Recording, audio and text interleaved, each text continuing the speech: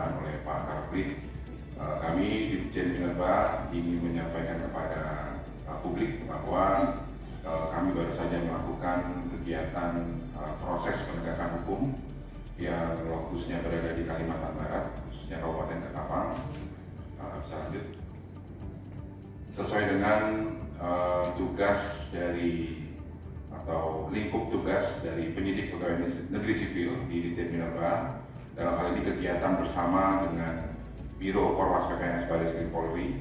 Jadi sesuai dengan dasar hukum yang dinaungi oleh Undang-Undang 8 tahun 81 tentang KUHP pasal 6 ayat 1 huruf A dan B, kemudian Undang-Undang nomor 8 tahun 1981 tentang KUHP pasal 7 ayat 2, dan juga Undang-Undang nomor 8 1981 tentang KUHP pasal 107 ayat 1, dan juga Undang-Undang nomor 2 tahun 2002 tentang Kepolisian Republik Indonesia, termasuk Peraturan Pemerintah nomor 43 tahun 2012 tentang tata cara pelaksanaan koordinasi pengawasan dan pembinaan teknis terhadap kepolisian khusus, penyidik pegawai negeri sipil, dan bentuk-bentuk pengamanan swakarsa.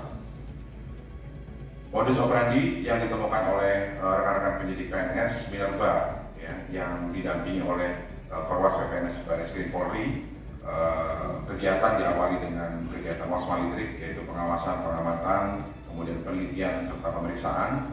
Ditemukan adanya aktivitas tanpa izin yang terjadi di tempat kejadian perkara yang dilakukan oleh tersangka inisial IH, yang bersangkutan merupakan warga negara RRT atau Republik Rakyat Tiongkok.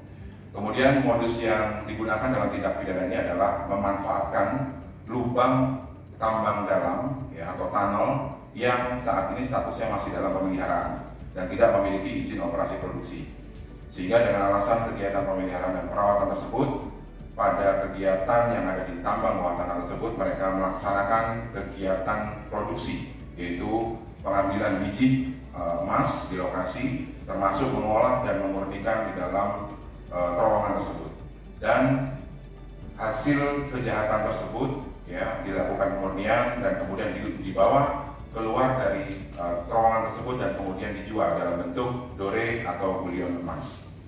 Atas kegiatan ilegal tersebut, tersangka dinyatakan secara terang-benderang melakukan kegiatan penambangan tanpa izin sebagaimana yang dimaksud di dalam pasal 158 Undang-Undang nomor 3 2020 dengan ancaman hukuman kurungan selama 5 tahun dan denda maksimal 100 miliar rupiah. Dan perkara ini juga sedang dikembangkan menjadi perkara pidana dalam undang-undang selain Undang-Undang Minerba. Kemudian ini ada beberapa dokumentasi foto-foto barang bukti yang di lapangan karena tim baru selesai melaksanakan tugas tadi pagi. Tentunya ada beberapa barang bukti yang dibawa dari tempat kejadian perkara yang mungkin dalam perjalanan karena menggunakan logistik khusus tidak bisa dibawa langsung, dan saat ini yang bisa dibawa oleh tim penyidik adalah seperti yang kita lihat di depan ini. Ada beberapa peralatan-peralatan yang digunakan untuk kegiatan ilegal tersebut dan ini dilakukan semua di bawah tanah, termasuk para penyidik melakukan sita terhadap baik uang hasil kejahatan maupun juga ada beberapa ID, dokumen perbankan dari tersangka dan juga pihak-pihak yang diduga terlibat di dalam kegiatan ilegal tersebut. Selanjutnya, dan ini ada beberapa juga peralatan yang digunakan dan ditemukan oleh tim di bawah terowongan di dalam tambang bawah tanah, yaitu ada beberapa alat ketok atau labeling, kemudian ada cetakan emas, kemudian ada juga saringan emas dan juga induction untuk proses peleburan dari biji emas tersebut. Dan beberapa alat berat yang ditemukan sebagaimana yang difoto, kita lihat ada loader yang bekerja di bawah terowongan, termasuk digunakan dumper listrik untuk melakukan mobilisasi terhadap material yang dikerjakan di dalam terowongan.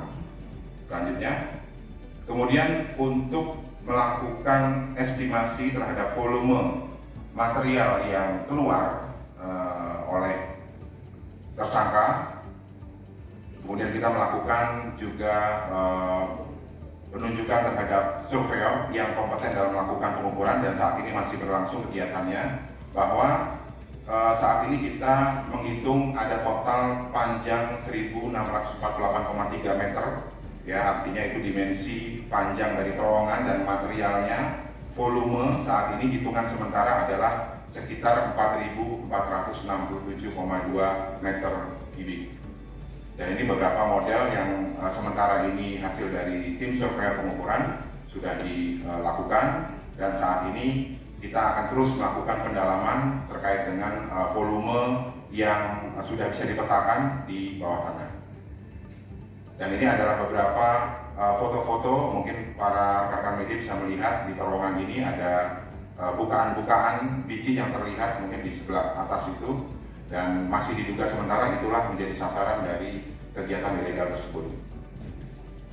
Untuk kerugian negara sendiri, karena tim baru saja kembali pagi tadi dari lokasi dan sesuai dengan instruksi Bapak Menteri SDM melalui Bapak Dirjen Minerba, kami diminta untuk melakukan konversi malam ini, sehingga untuk kerugian negara akibat kegiatan ilegal ini masih dalam perhitungan oleh pihak-pihak yang memiliki kompetensi dan juga lembaga terkait khusus untuk menghitung kerugian negara akibat dari kegiatan penambangan ilegal ini. Demikian rekan-rekan wartawan dari saya, kembalikan ke Pak Teguh. Silakan Pak.